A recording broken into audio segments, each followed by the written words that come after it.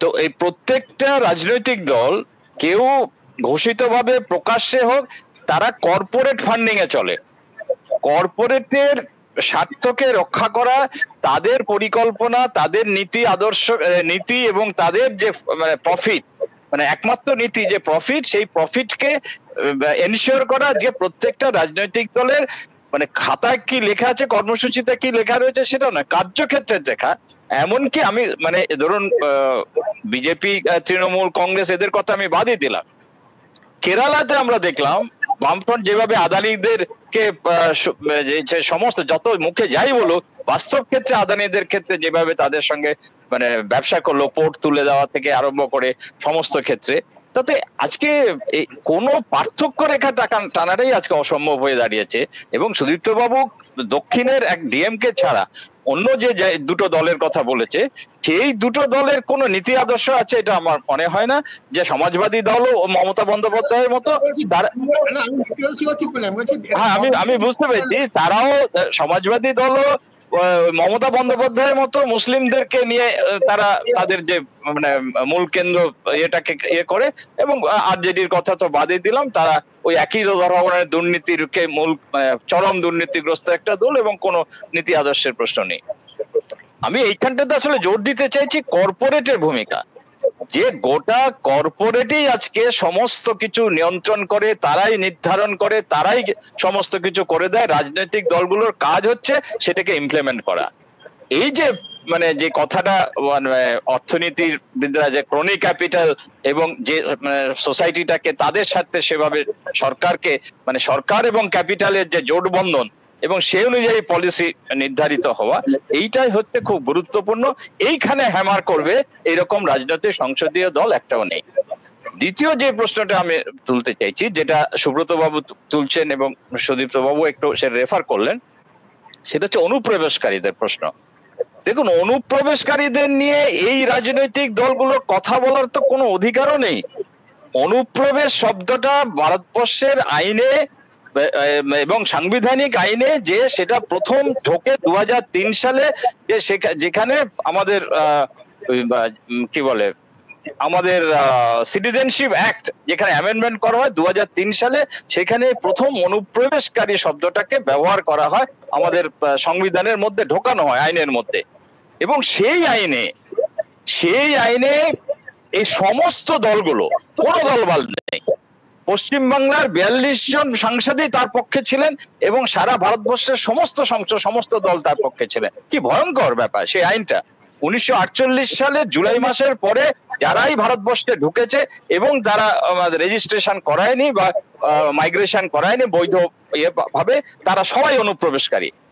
অথচ এই যে বাংলাদেশের প্রশ্নে সুব্রত বাবু বলছিলেন, ভারত যখন ভাগ হয় এবং যে নেহেরু লিয়াকত চুক্তি, সেখানেও রয়েছে যে যারা অবিভক্ত ভারতের যারা আদি অধিবাসী, তারা স্বাভাবিকভাবে ভারতের নাগরিক হবে, ডিম টু বি এ সিটিজেন, একদম আমাদের সংবিধানের মধ্যেই রয়েছে।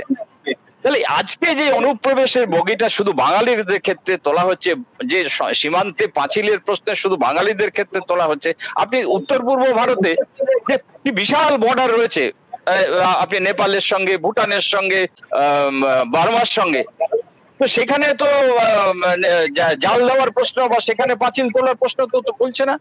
যে পাকিস্তানের সঙ্গে বিশাল বর্ডার রয়েছে, গুজরাট থেকে আরম্ভ করে অনেক রাজ্যের, এখানে তো জাল দেওয়ার প্রশ্ন তুলছে না। নেপালের সঙ্গে বহু রাজ্যের আমাদের বিশাল বর্ডার রয়েছে, বিহার থেকে আরম্ভ করে বহু রাজ্যের সঙ্গে, কোথায় সেখানে তো জাল দেওয়ার প্রশ্ন তুলছে না। বার্মার সঙ্গে জাল দিতে গিয়েছিল একবার, তখন ওখানকার গোটা উত্তর পূর্বের সমস্ত জাতি তারা একসঙ্গেই তারা মানে বিরোধিতা করেছে। তারা যে কথাটা বলেছিল সেটা বাঙালিদের ক্ষেত্রে সত্য, সেটা হচ্ছে বার্মিজদের সঙ্গে আমাদের একটা আত্মিক সম্পর্ক রয়েছে, আমাদের বিবাহ সম্পর্ক, জাতিগত সম্পর্ক, আদান প্রদান, যে আমাদের উৎস, সমস্ত কিছুর সঙ্গে বার্মিজদের সঙ্গে আমাদের একটা আত্মিক সম্পর্ক রয়েছে। আপনি সেই আত্মাটা কেটে দিতে চাইছেন, ভারত সরকারকে বলেছিল। আমাদেরও বাঙালিদের সঙ্গে, ওপার বাংলার যে মানুষ, তার সঙ্গে আমাদের সে আত্মিক সম্পর্কটা রয়েছে। আমরা বাঙালি জাতি হিসেবে আমাদের উৎসটা এক, আমাদের দেশ হিসেবেও আমরা এক ছিলাম। আজকে আমরা ভিন্ন রাষ্ট্র, ভিন্ন আপনার নাগরিকত্ব, আমি সেটাতে কোনো আমার যে ভিন্ন নাগরিকত্ব থাকবে, কিন্তু প্রথমত হচ্ছে সত্যি কজন মানুষ অনুপ্রবেশ করছে, আর দ্বিতীয় যদি অনুপ্রবেশ কেউ যদি ভারতে থাকতে চায় সেই অধিকারও তার আছে, তাকে নিয়ম নীতি মেনে তাকে সেটাকে বিধিবদ্ধভাবে সেটা করা। তাকে কেন তাকে পালিয়ে বেড়াতে হবে? সে যদি ভারতবর্ষে থাকতে চায়, তা সে যদি ভারতবর্ষে সে পরিশ্রম করে সম্পদ সৃষ্টি করে, এখানে যারা গরিব মানুষ ওপার বাংলা থেকে আসে কেউ তাকে বসিয়ে খাওয়ায় না, সে সম্পদ সৃষ্টি করে, সে খেটে খায়। কাজে এই যে প্রশ্নটা, এটাকে খুব গুরুত্ব দিয়ে কিন্তু আমাদের বিচার করা, কারণ অনুপ্রবেশের ক্ষেত্রে প্রত্যেকটা রাজনৈতিক দল সমানভাবে আসলে মূল প্রশ্নটাকে তুলছে না।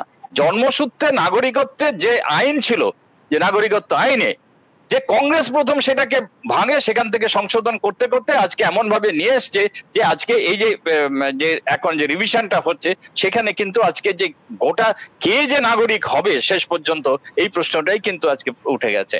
এবং এই ধরুন এই রিভিশনের প্রশ্নে আশ্চর্যজনক বিষয় যে আপনি এরা বিরোধিতা করছে, কিন্তু আপনি বিহারের যদি দেখেন প্রত্যেকটা রাজনৈতিক দল কিন্তু এসেনশিয়ালি সহযোগিতা করছে, এবং ওই যে এসআইআর সেটাকে যাতে ইমপ্লিমেন্ট হয় প্রত্যেকে তারা মামলা করছে, করছে, কিন্তু বাস্তব ক্ষেত্রে সে নিজের যে কটা ভোট, নিজের যে ভোটের অংশ সেটা যাতে কার্যক্ষেত্রে তালিকায় থাকে তার জন্য কিন্তু সম্পূর্ণভাবে সহযোগিতা করছে।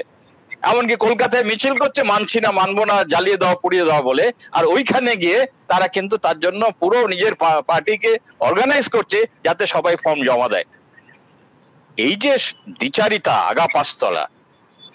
আচ্ছা, রাজনীতির প্রশ্নটা আমরা এভাবে জানি, রাজনীতি, politics is the concentrated expression of economics, অর্থনীতির ঘনীভূত রূপ। এটাই হচ্ছে আসলে রাজনীতি।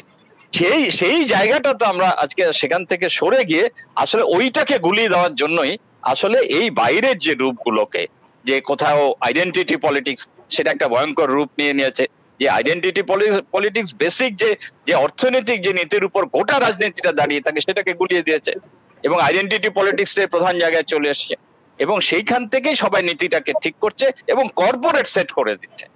এই জায়গাগুলো আমার কাছে মনে হচ্ছে খুব মারাত্মক, এবং সেই বেসিক প্রশ্নগুলো তোলাটা হচ্ছে সব থেকে গুরুত্বপূর্ণ আমার মনে হয়।